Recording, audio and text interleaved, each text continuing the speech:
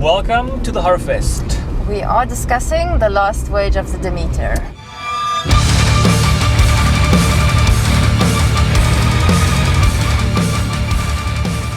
Yeah, we just came from an advanced screening, which we organized a bunch of tickets for a bunch of Horrorfest connections. Through Empire. Yeah, it's only starting on Friday, so we got to see it before everyone else. I thought that the movie was a very, very good depiction of the actual novel. I never read it, so I'll have to take your word for it. And my I enjoyed the film very much. I thought it was made beautifully. Very well shot.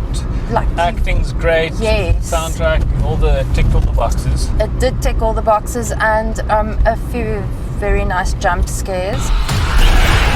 The only criticism I have is that in some places the vampire looked too CGI. Yeah, there were a couple of where I was thinking, that they had such cool prosthetic effects for most of it. Yes. Whereas I don't think it wasn't necessary. They could have practicaled it. They could have. Absolutely, it would have looked better. But that's minor though. And I do feel that the depiction. I feel there's space for any. There's space for any type of vampire, any type. Yes, but now this is Dracula. This is the vampire. But I loved the fact that he is depicted as nothing that's pretty to look at. He's not romanticized. He's in his most basic form, like parasite. When you see him, you think of a tick. He's a feeder. Yeah. And he needs to feed and stay alive on the ship. People who have no idea of the Dracula story. This section is from the Bram Stoker chapter, where Bram Stoker's Dracula, where Dracula's sets off to travel to London with a bunch of caskets because he has to travel with his soil. Yeah, soil from his Romanian homeland. Yes. And this entire movie is just this one chapter, which was taken from the captain's log. In the novel, it is depicted as the captain writing the logbook and the events of each day. So I like that. Obviously, they embellished some stuff. Did they add any characters? Yeah, definitely. The little boy, Toby. And the stowaway. And the stowaway and the doctor. But it was well placed and well incorporated. Very well incorporated. It didn't feel forced. Yeah. It served not at all. It all served purposes, and there were, it's not, for us who've seen so many horror movies, it didn't scare me. It didn't freak me out. There were some quite horrific scenes. Absolutely. Especially when it comes to coming in contact with sunlight. And there are kids involved, so then it's people sometimes get very animals. But it's all valid stuff. It's not gratuitously unnecessarily done.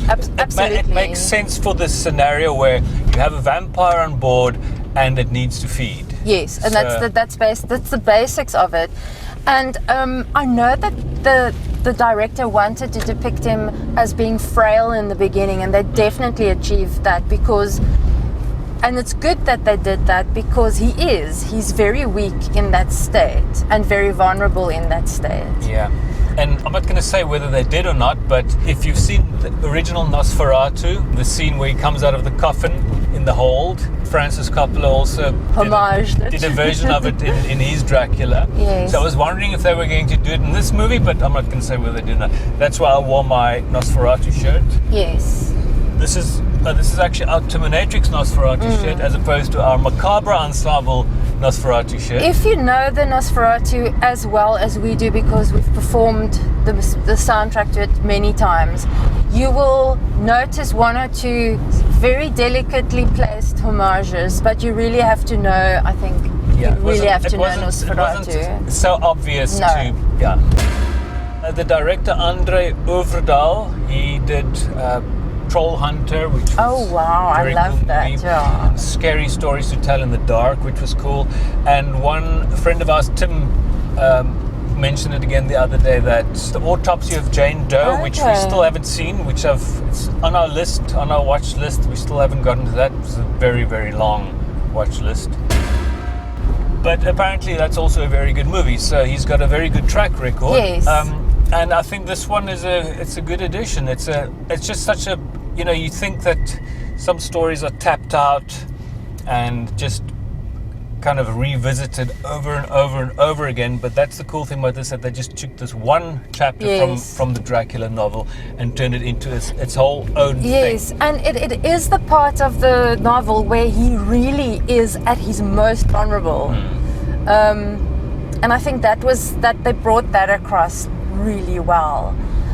You don't ever at one moment feel sorry or sympathy for him. He's not this. No, there's nothing suave. And even if you like the grotesqueness of like the Nosferatu, like I do, I love like on Paul's t-shirt, I love the Nosferatu with the long nails and the little front teeth. But you also love the old Gary Oldman Dracula. Yes, and I love Bela Lugosi. But what I mean to say is, even if you like grotesque like I do, you won't like this, because he's not made in any way, shape or form to be admired in any way, the depiction of him. Yeah, he's quite he's a monster. He's an intense monster, and there's pretty much no escape, because you're out at sea.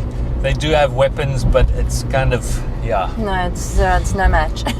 And if you know the novel, you will know the outcome of the film. If you haven't read the novel or seen the movie, the Bram Stoker's Dracula, we're not going to spoil it for you. Yeah, no. But I enjoyed it so much. It was nothing felt forced or out of place. Everything was done with lots of thought, I think, and placed really well. And the pacing of the movie as well was good. And obviously, for the most part, they weren't really at sea. That was very well integrated with. You will never ever obviously know. They had a real ship that they were on, but all the surroundings and the storms and the sunsets, just all the beauty shots and the intense, stormy, disastrous scenes and the fighting for their lives on deck and below deck. It covered many, many bases and it did so well. And it really sort of conveyed the true horror of what he should be. He shouldn't. I said to Jono, was sitting next to me, and I said, "No, he's been shown as the true parasite," and he agreed with me. And it's a fact. There's a place for every type of vampire, but I like the fact that they're depicting him like they did in this film. I'm definitely going to give it an 8 out of 10. I'm going for a 7. Okay. It was good, but I think a 7. Wasn't 8 good for you? No, it's a 7. It's a 7. Okay. Yeah. So 7.5 is that's a good score. I think so.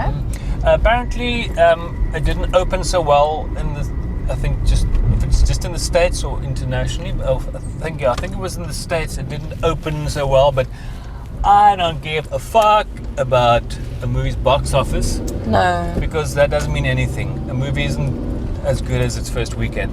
So don't let that put you off. If that is a gauge for you to go watch a movie, then if you're a collector of vampires, you have to see this one. I mean, collecting in the sense of seeing the various different types that are depicted. This one you have to see for sure. No, and I think I saw Bear McCreary did the soundtrack. The guy who did the Walking Dead and stuff like that. Soundtrack was good. It had all the bits fit very well. Yes. It didn't disappoint in any way. No. Didn't get boring in any.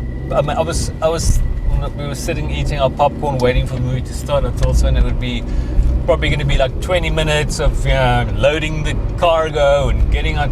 They didn't take too long before they actually got started.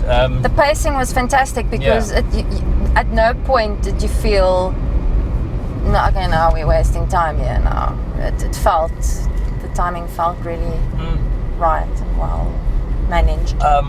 They do, like I mentioned, obviously they embellished little bits and pieces here. There would be towards the end. Some people might not like the way